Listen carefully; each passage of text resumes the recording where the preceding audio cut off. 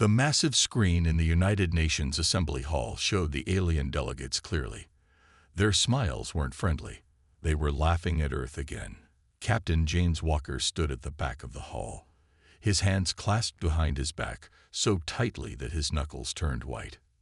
Next to him, Dr. Emma Reed's face stayed calm, but her eyes burned with quiet anger.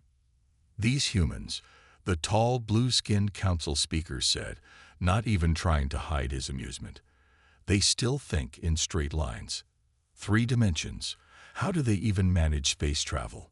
More laughter filled the chamber, both from the screen and from the alien ambassadors present in the hall. Walker watched as the world leaders sat there, taking the insults. They had to. Earth needed the council's help, or at least, that's what everyone thought. Only a handful of people knew the truth. Look at their ships, another alien delegate said, showing pictures of Earth's best space vessels. They don't even have basic dimension-folding technology. They still use rocket fuel. The laughter grew louder. Dr. Reed leaned closer to Walker and whispered, "They won't be laughing next month." Her words were so quiet that only he could hear them. Walker nodded slightly, remembering the real reason that they were both here, to learn what the council thought impossible. The council speaker raised his hand, and the laughter died down. Now, my friends, we must show patience. These humans are young. With our guidance, they might achieve 4th dimensional awareness in, perhaps 1,000 years. More chuckling followed. Walker thought about the facility deep under the Antarctic ice. He thought about what he'd seen there last week. Project Hyperspace had already pushed way past the 4th dimension. But the council didn't need to know that. Not yet. The meeting dragged on for 3 more hours. The aliens showed off their technology, each demonstration carefully chosen to make Earth look primitive. They opened small dimensional pockets to store things. Child's play compared to what Dr. Miller was doing in Antarctica. They showed how their ships could skip through space using 4th dimensional shortcuts, nothing compared to the infinity's edge. As the meeting ended, the council speaker approached Walker and Reed. "Captain, Doctor," he said, his voice dripping with fake kindness, "I hope today's demonstration wasn't too discouraging." "Not at all," Walker replied calmly. "We learned a lot." Good, the speaker said. "Keep studying. Keep trying. In a few centuries, you might understand what we showed you today." He patted Walker's shoulder like someone would pat a child's head. After the aliens left, Walker and Reed walked to their car. The streets of New York were busy with both human and alien traffic now. Above them, alien ships zipped between buildings, showing off their advanced technology. "I almost wish we could tell them," Reed said, looking up at the ships. "Soon," Walker replied. Dr. Miller's message this morning said the final tests were successful. All 7 dimensions, stable and controlled. Reed smiled as they got into their car. 7 dimensions. We skipped right past their 4th dimensional technology. While they were busy laughing at our rockets, we figured out how to step outside their understanding of physics. The car started moving through the evening traffic. On the sidewalks, more alien tourists pointed and smiled at the primitive human vehicles with their wheels and combustion engines. They didn't know that deep beneath the Antarctic ice, a ship sat ready. A ship that could fold space in ways they couldn't imagine. Walker's phone buzzed. A message from Dr. Miller. Final test confirmed. Project Hyperspace ready for Phase 2. 1 more month, Walker said, showing Reed the message. 1 more month of letting them laugh.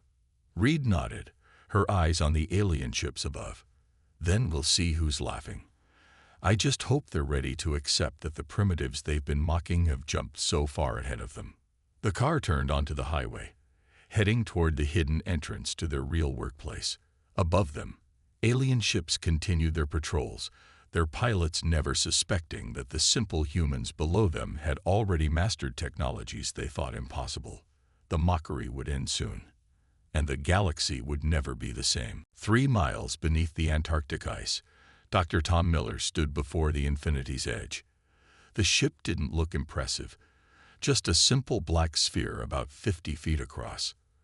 But appearances were deceiving, very deceiving. "Run the dimensional test again," he said to his team.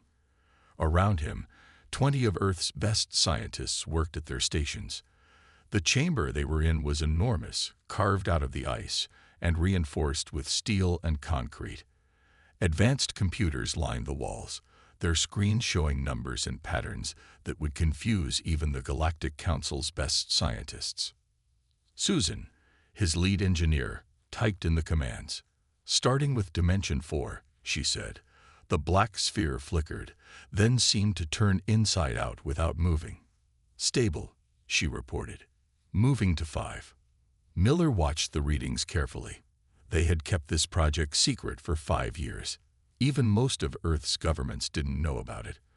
Only a few key leaders, the scientific team, and certain military personnel like Captain Walker knew the truth. The sphere shifted again, its surface now showing colors that human eyes weren't meant to see. "Dimension 5 stable," Susan said, "moving to 6. Miller remembered when they first discovered how to see beyond the 3rd dimension. It had been an accident, a failed experiment with gravity that showed them something impossible. Where others saw failure, Miller had seen a door opening to new understanding. "Dimension 6 stable," Susan reported, "moving to 7. This was always the tricky part. The Council's scientists said it was impossible to perceive, let alone manipulate, the 7th dimension. They said organic brains couldn't handle it. They were wrong. The sphere changed. It didn't move or transform. It simply existed in a way that made everyone's eyes hurt if they looked directly at it. 7th dimension stable," Susan said, her voice proud. "All readings normal." Miller smiled. "Power levels. Minimal drain," another scientist reported. "The new containment field is working perfectly. We could maintain this state for months with current power levels." The main door opened, and Captain Walker entered with Dr. Reed. They had just returned from New York. Miller could see from their faces that the council meeting had gone as expected. More mockery, more condescension. "How's our baby doing?" Reed asked, walking up to Miller. 7 for 7, he replied. "Stable across all dimensional planes. The power consumption issue is solved. We're ready." Walker walked around the sphere, studying it. Most people got dizzy when they looked at it in this state, but Walker had spent enough time here to get used to it. "The Council showed off their 4th dimensional technology today," he said. "They were very proud of it." Miller laughed softly. "4th dimension. We mastered that 2 years ago. Did they demonstrate any practical applications?" "Small storage pockets. Minor space folding. Nothing impressive," Reed answered. "Their biggest achievement was making a pencil disappear and reappear." Susan laughed from her station. "We can fold entire sections of space-time now. Want to see?" She pressed a few buttons. The sphere pulsed once. Suddenly, the massive chamber seemed to bend. For a moment, everyone could see their own backs without turning around. Then everything returned to normal. "What did you do?" Walker asked. "I folded this room through the 6th dimension," Susan explained. "For a moment, every point in this room was connected to every other point. If the Council saw this, they'd say it was impossible." Miller checked his monitors. Power consumption still minimal. No dimensional instability. He turned to Walker. "Captain, I think we're ready for Phase 2. Walker nodded slowly. "Good. The Council is getting more aggressive with their guidance of Earth. They're starting to talk about taking control of our military for our own protection. We need to show them we're not as primitive as they think." Reed walked up to the sphere and placed her hand on its surface. The impossible colors swirled around her fingers. 1 month, she said. 1 more month of pretending to be simple, primitive humans. Then we show them what impossible really means. Miller looked at his life's work, the ship that broke every rule the Council believed in. 1 month, he agreed. Then we change everything. Above them, 3 miles of ice hid their work from the galaxy's prying eyes. Soon, very soon, the laughter would stop, and the impossible would become reality. The emergency meeting of the Galactic Council wasn't going well. Captain Walker watched from Earth's observation seat as panic spread through the alien delegates. On the main screen, another world vanished into darkness. "The Void Swarm has taken 6 systems in 3 days," the council speaker said, his usual smug tone replaced by fear. "Our best weapons can't touch them. They phase through our strongest shields like they're not even there." The display showed the enemy, dark shapes that seemed to flicker in and out of existence. Where they passed, everything disappeared. Not destroyed, just gone. 3 council defense fleets had already vanished trying to stop them. "They'll reach the core worlds in 2 weeks, another delegate announced. "Nothing we have can stop them." Walker's communicator buzzed quietly. A message from Dr. Miller, watching the feed. "Infinity's edge ready. We see what they can't." A huge alien warship appeared on the screen, firing its best weapons at the Void Swarm. Energy beams passed right through the dark shapes. The warship vanished a moment later, taking its 50,000 crew members with it. "Earth is in their path," Dr. Reed whispered to Walker. She sat next to him, taking notes on what looked like a simple tablet. In reality, the device was scanning the Void Swarm, gathering data that their Antarctic team could use. The council speaker's voice shook as he spoke. "We've lost contact with the Centauri defense line. The entire star system is dark." He looked around the chamber. "Does anyone have anything? Any weapons? Any theories about what these things are?" Silence answered him. The mighty Galactic Council, with all its advanced technology, was helpless. Walker's communicator buzzed again. "Dr. Miller. Analysis complete. They exist in the 5th through 7th dimensions. That's why conventional weapons can't touch them. Council weapons only work in 4 dimensions." Walker looked at Reed. She nodded slightly. It was time. "Earth would like to help," Walker said, standing up. The council chamber went quiet. A few delegates actually laughed, despite their fear. "Help?" the council speaker asked. "Captain Walker, we appreciate the offer, but what could Earth possibly do? You don't even have dimensional technology." More nervous laughter. Even facing destruction, they couldn't let go of their superiority. "Actually," Walker said calmly, "we do."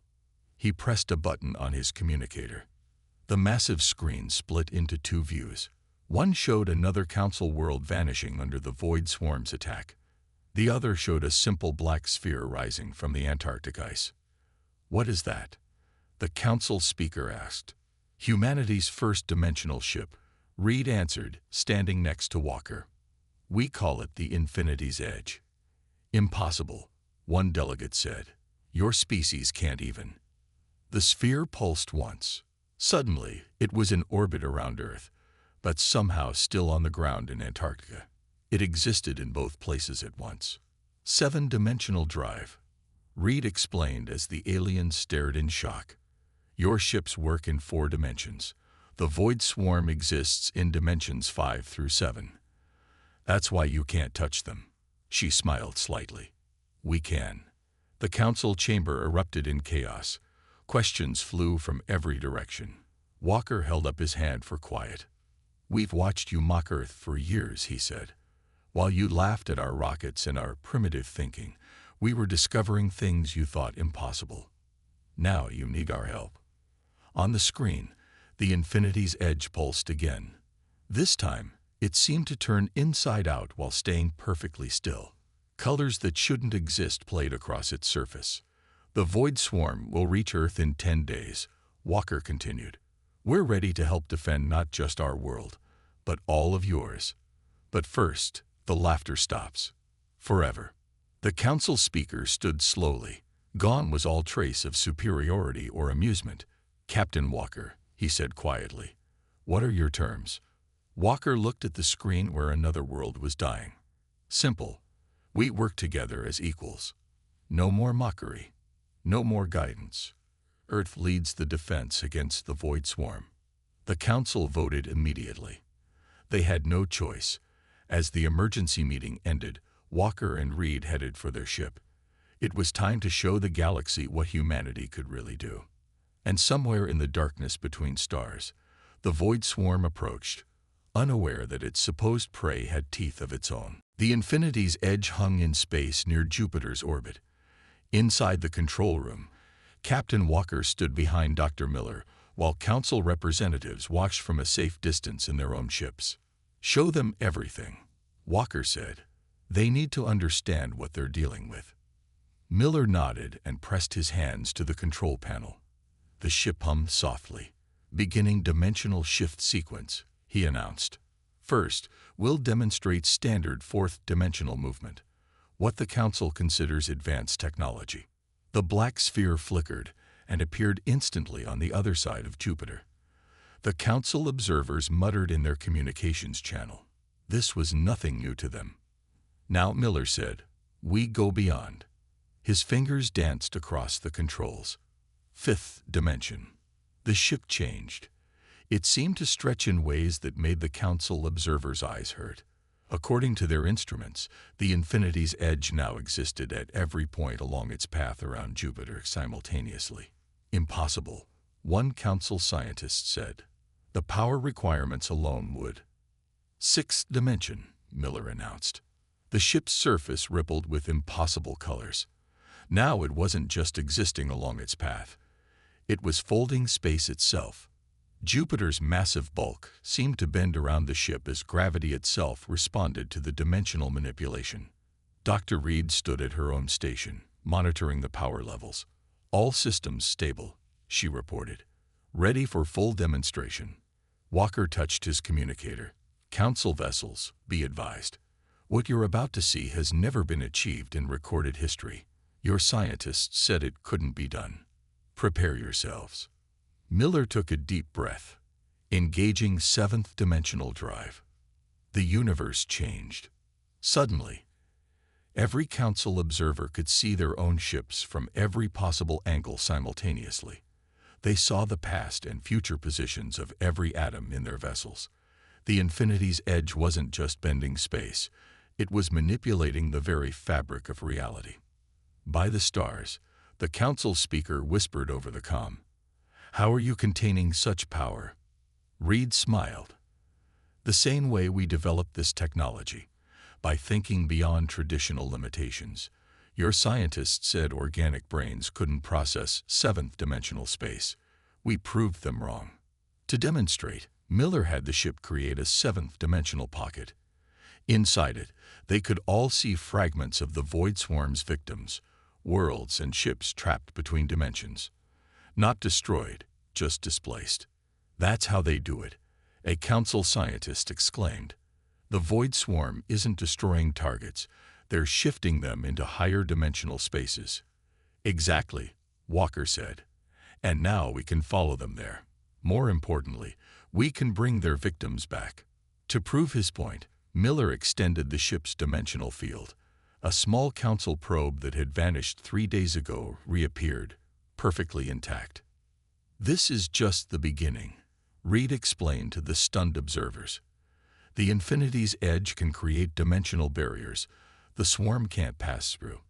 We can match them layer for layer, dimension for dimension." The Council ships moved closer, their sensors trying to understand what they were seeing. Their most advanced instruments couldn't make sense of the readings. "How long?" the Council speaker asked. "How long have you had this technology?" "Long enough to perfect it," Walker answered. "Long enough to watch you laugh at our primitive technology, while we surpassed your greatest achievements." Miller brought the ship back to normal space, though it took the Council observers several minutes to readjust their senses to simple three-dimensional reality. "The Void Swarm will reach the nearest human colony in 7 days," Walker continued. "We're ready to defend it. The question is, are you ready to follow humanity's lead?" The Council ships hung silently in space. Finally, the speaker responded. "Captain Walker, consider every Council military asset at your disposal. Humanity has proven itself beyond any doubt. What are your orders?" Walker looked at his crew. The best minds Earth had produced, working in secret all these years. First, we gather our forces at Earth. Then we show the Void Swarm that humanity doesn't just understand their dimensional tricks. We've mastered them. As the Council ships fell into formation around the Infinity's edge, Walker allowed himself a small smile. The laughter had stopped. Now it was time for action. The Void Swarm appeared exactly where Dr. Reed's calculations predicted, just outside Earth's first colony world, New Hope. 30 million humans lived on the planet below. In orbit, the Infinity's edge waited with 500 Council ships behind it. "They're here," Miller announced, his hand steady on the controls. The main screen showed the enemy clearly now. Dark shapes that flickered between dimensions, their true forms hidden in spaces the human eye wasn't meant to see. Walker stood at the command position. "Show us what they really look like," he ordered. Full dimensional scan. The ship's sensors reached out through all 7 dimensions. Suddenly, everyone could see the Void Swarm's true form. They weren't ships or weapons. They were tears in reality itself, living wounds in the universe's fabric. "Beautiful," Reed whispered, studying the data. "They're not just using higher dimensions. They're born from them." The swarm noticed them. Dark shapes turned toward the fleet. Behind the Infinity's edge, Council ships prepared their useless weapons. "Hold your fire," Walker commanded the Council fleet. "Watch and learn." He nodded to Miller. "Show them what humanity can do." Miller's fingers danced across the controls. The Infinity's edge pulsed once, matching the swarm's dimensional frequency. Now they existed in the same layers of reality. The swarm attacked first. A portion of space simply vanished, trying to trap the human ship, but Miller was ready. He folded space around them, letting the attack pass through empty dimensions.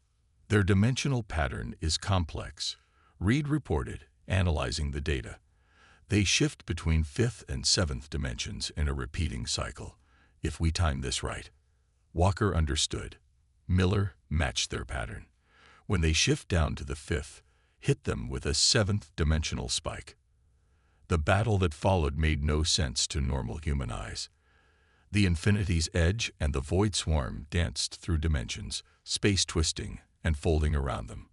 When the swarm tried to consume a Council ship, Miller created a dimensional bubble that turned their attack back on them. "It's working," Reed exclaimed. "Their pattern is breaking down. They've never fought anything that could match them dimension for dimension." The swarm tried a new tactic. They started pulling entire sections of space into higher dimensions, trying to trap the human ship, but humanity had planned for this. "Deploy the anchors," Walker ordered. From the Infinity's edge, 6 smaller devices launched. Each one activated, creating a stable point in normal space. The swarm's attempt to fold space failed. They couldn't shift what was anchored in place. "Now," Walker commanded, "full dimensional assault." Miller pushed the ship to its limits. They matched the swarm in every dimension, then went one step further. The Infinity's edge created a 7th dimensional loop, trapping part of the swarm in an endless cycle of space-time. "Council ships," Walker broadcast, "target these coordinates with everything you have. Your weapons can't hurt them directly, but we've locked them in normal space. Fire." 500 ships opened fire at once. This time, their weapons found targets. Unable to shift between dimensions, caught in humanity's trap, the Void Swarm actually took damage. The battle raged for hours. Piece by piece, humanity's technology and the Council's weapons worked together to tear the swarm apart. When it was over, New Hope still stood. Not a single human or Council life was lost. "Analysis complete," Reed reported as the dust settled. "We destroyed about 10% of their total force. The rest retreated through dimensional gaps we can't replicate yet. But," she smiled, "we have their pattern now. We can track them." Walker looked at the battlefield. Space itself was scared, showing marks from weapons that worked in 7 dimensions. The Council ships approached slowly, their crews still trying to understand what they'd seen. "Send the data to Earth," Walker ordered. "Tell them to start building more ships. The swarm knows we can hurt them now. Next time, they'll come in force." Miller nodded, already running simulations for the next battle. "Next time," he said, "we'll be ready for them." In the colony below, 30 million humans looked up at their saviors. The Infinity's edge hung in orbit, humanity's shield against the impossible. The galaxy had just witnessed what humans could really do.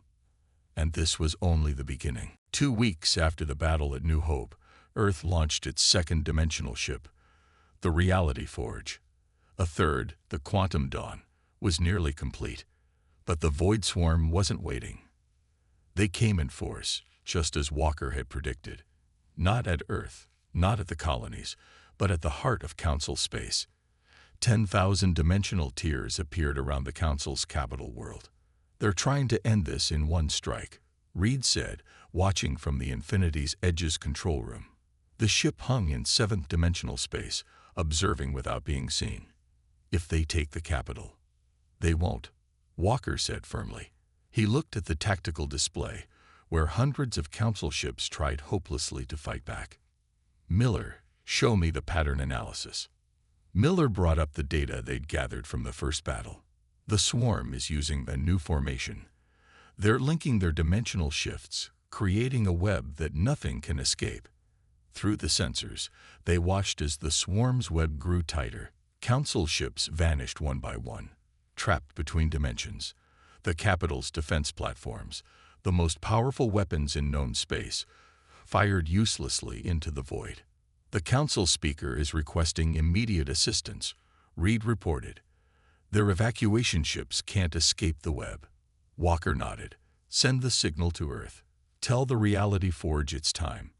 He turned to Miller. "Let's show them what 2 human ships can do."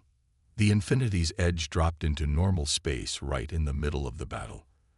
The swarm reacted immediately, sending waves of dimensional tears to consume it. But Walker just smiled. "Now," he ordered. From the other side of the system, the Reality Forge appeared. It was larger than the Infinity's Edge, built specifically for what they were about to attempt. Together, the 2 ships activated their dimensional drives at full power. "Dimensional sync confirmed," Miller reported, "ready for the cage protocol."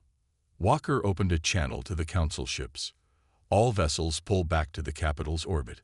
What you're about to see has never been attempted." The 2 human ships began moving in perfect sync, their 7-dimensional drives creating patterns in reality itself. Where the swarm had made a web, humanity began building a cage. "First layer stable," Reed announced. Moving to second. Space folded and twisted. The swarm tried to retreat, but found themselves bound by forces they didn't understand. Humanity wasn't just matching their dimensional tricks anymore. They were surpassing them. "They're realizing what we're doing," Miller said with a grim smile. "They're trying to break free." Walker watched as the swarm threw everything they had against humanity's trap. But 2 weeks of study had taught them everything about how their enemy moved through dimensions. Every escape attempt was predicted, every counter already planned for. "Final layer," Reed called out. "Reality Forge reports ready." "Do it," Walker ordered. The 2 ships pulsed in unison. The space around the Council capital lit up with impossible colors as 7 dimensions folded into one focused point. The swarm, for the first time in the war, made a sound, a scream that echoed through dimensions as they were trapped in a cage they couldn't break. "Council ships," Walker broadcast, "fire everything you have at these coordinates. The cage will hold them in normal space for exactly 10 minutes. This time, thousands of Council ships opened fire together. Their weapons, previously useless, tore into the trapped swarm.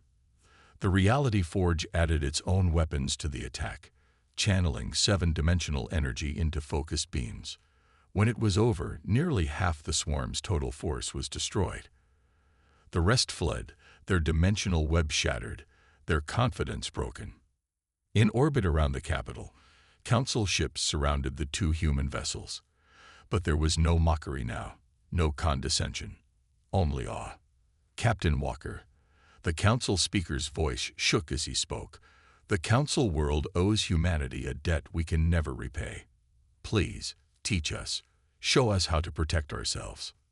Walker looked at his crew, humans who had mastered the impossible while the galaxy laughed at them. First, he said, let's make sure they never come back. The Quantum Dawn launches tomorrow. Then we can talk about sharing what we know. The council agreed instantly. The species that had once mocked humanity now looked to Earth for protection, for guidance, for hope. The laughter had stopped forever. The age of human innovation had begun. 6 months after the battle for the council capital, Captain Walker stood in the same United Nations hall where the council had once laughed at humanity. But everything was different now. Alien delegates filled the room, not to mock, but to learn. Dr. Reed stood at the podium, teaching the basics of seventh-dimensional physics to the galaxy's brightest minds. The council's best scientists sat in the front row, taking notes like eager students. Remember, Reed said, pointing to a complex diagram, dimensional thinking isn't about technology. It's about imagination. You have to let go of what you think is impossible. Walker smiled at the irony. The same species that had called humans primitive now struggled to understand concepts that Earth's scientists had mastered years ago. Through the massive windows, he could see the infinity's edge floating above New York. It was a symbol now, not just a weapon.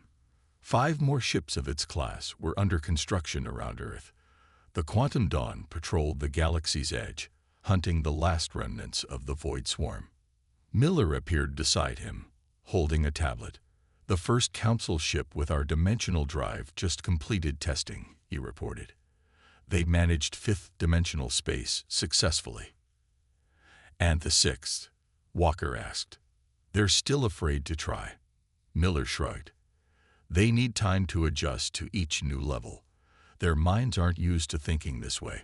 A young alien student raised her hand in the lecture hall. Dr. Reed, she asked, is it true that humans are already exploring the 8th dimension? Reed smiled mysteriously. In the back of the room, Walker and Miller shared a knowing look. The Antarctic facility hadn't been idle these past months. Let's master 7 dimensions first, Reed answered diplomatically. Then we'll talk about what lies beyond. After the lecture, the council speaker approached Walker. Gone was the arrogant diplomat who had patted Walker's shoulder like a child. This was a changed being. Captain, he said quietly, we've received reports of something strange beyond the galactic core. Space itself seems to be unraveling. We know, Walker replied. The Void Swarm was running from it. That's why they came here. The speaker's eyes widened. How long have you known? Long enough to start preparing. Walker showed him Miller's tablet. On it, designs for a new class of ship scrolled past. Vessels that could pierce the veil between dimensions and face whatever waited in the spaces between spaces. Will you help us? The speaker asked. Will humanity lead us again? Walker looked around the hall. Aliens and humans worked together at every table, sharing ideas, building trust. The laughter of the past was forgotten, replaced by mutual respect and common purpose. We'll do better than that, he said. We'll teach you to help yourselves. As if to emphasize his point, alarms suddenly blared. But these weren't warning sirens. They were achievement alerts. In orbit, the first council ship had just successfully navigated 6th-dimensional space. Reed rushed over, grinning. They did it. They're learning faster than we expected.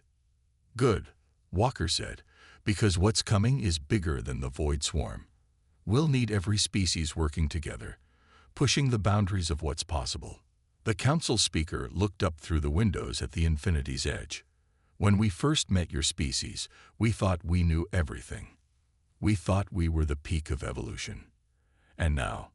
Miller asked. Now we understand what you knew all along. The speaker bowed slightly. The universe is infinite. There is always more to learn, more to discover. Humanity didn't just save us from the Void Swarm. You saved us from our own arrogance. Walker watched as more achievement alerts lit up the room. Around the galaxy, minds were opening to new possibilities. The laughter had stopped, replaced by something far more valuable: wonder. And somewhere in the Antarctic ice, human scientists were already reaching for the eighth dimension, proving once again that nothing was truly impossible. They just hadn't figured out how to do it yet.